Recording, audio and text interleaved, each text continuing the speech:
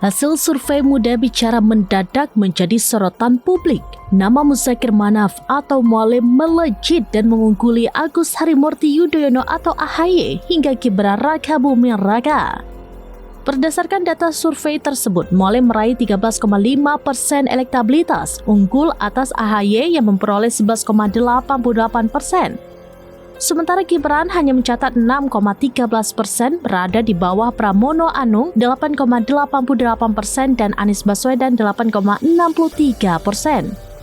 Tidak hanya itu, KDM justru tampil sebagai tokoh terkuat dalam survei ini dengan elektabilitas tertinggi mencapai 18,38%, disusul Purbaya Yudisadewa di posisi kedua dengan 14%.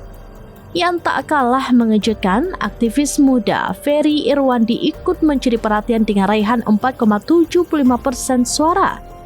Hasil ini dinilai sebagai sinyal kuat bahwa pemilih muda mulai melirik figur non-elit dan berasal dari masyarakat sipil. Survei Muda Bicara pun langsung viral di media sosial, memicu perbincangan hangat warganet terkait pergeseran selera politik generasi muda dan potensi munculnya kuda hitam dalam kontestasi politik nasional.